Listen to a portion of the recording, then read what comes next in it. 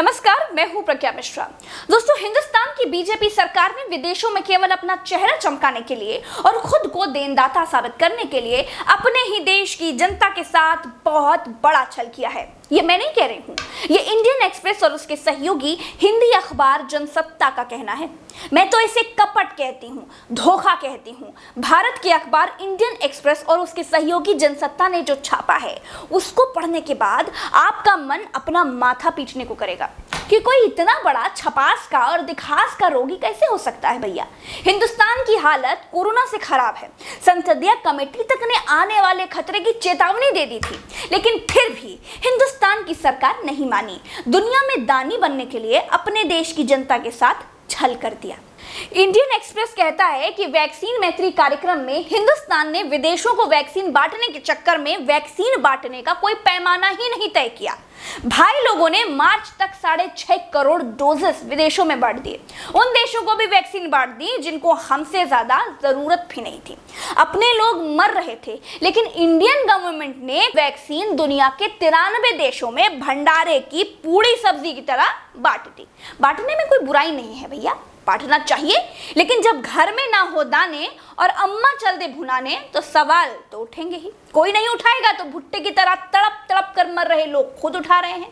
दोस्तों, 6.5 करोड़ डोजेस इतनी होती है कि इनसे पूरे देश में वैक्सीन का कार्यक्रम 30 दिन तक चल सकता था। केवल मुंबई और दिल्ली में 6.5 करोड़ डोसेस से दोनों शहरों में 18 साल से ऊपर की पूरी आबादी को 2 बार वैक्सीन आराम से लगाई जा सकती थी।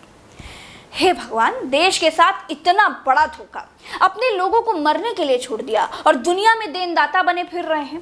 और सुनिए, अखबार कहता है कि वैक्सीन पाने वाले 60% देश वो हैं जहां संक्रमित लोगों और मरने वालों की संख्या भारत से कम थी। आईपीएल कोविड के कारण रद्द हो गया है, लेकिन बहुत सारे दूसरे क्रिकेट मैच भी चल रहे हैं, जैसे जिम्बाब्वे बनाम पाकिस्तान टेस्ट और भी बहुत सारे खेल है। आप 1xBet पर अपने मनपसंद खेल में सही अंदाजा लगाकर ईमानदारी से पैसे कमा सकते हैं। पेटीएम, बैंक और दूसरे आसान तरीकों से जीती गई राशि निकाल भी सकते हैं। शुरुआत में खेलने के लिए प्रोमो कोड का इस्तेमाल करने पर पहले $100 आपको बिल्कुल फ्री मिल जाएंगे। कमेंट बॉक्स में प्रोमो कोड का लिंक है।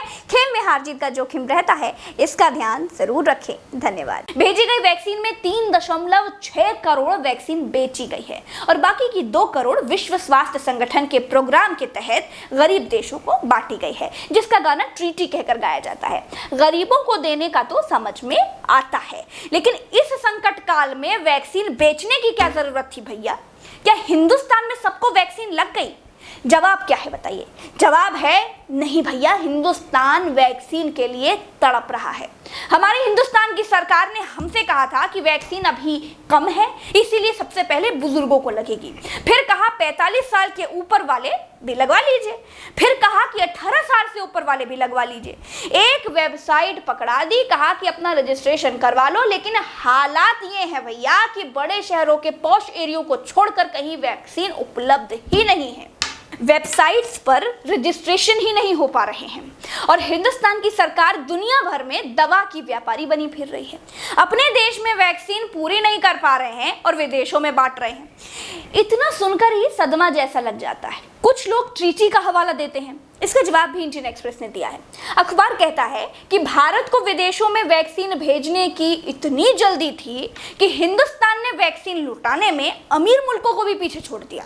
उदाहरण के लिए, भारत ने घाना को कोवैक्स कार्यक्रम के तहत 23 फरवरी को 6 लाख डोसेज भेज दिए। फ्रांस ने इतनी ही वैक्सीन भेजने में 2 महीने यानी कि 23 अप्रैल को भेजा, 2 महीने का वक्त लिया और दी कितनी? दी केवल 1 लाख वैक्सीन, यानी भारत की भेजी गई वैक्सीन का केवल 6वां हिस्सा।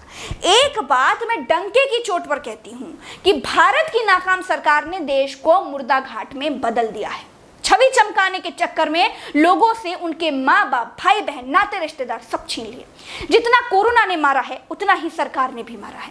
देश ऐसी नाकाम सरकार को कभी माफ नहीं करेगा। सच को सामर्थ्य दीजिए। ट्विटर पर @प्रज्ञा_live नाम से मुझे खोजिए और मेरे साथ जुड़िए, संवाद कीजिए। आज मन बहुत व्यथित है, चलते हैं। राम राम, दुआ सलाम, जय हिंद।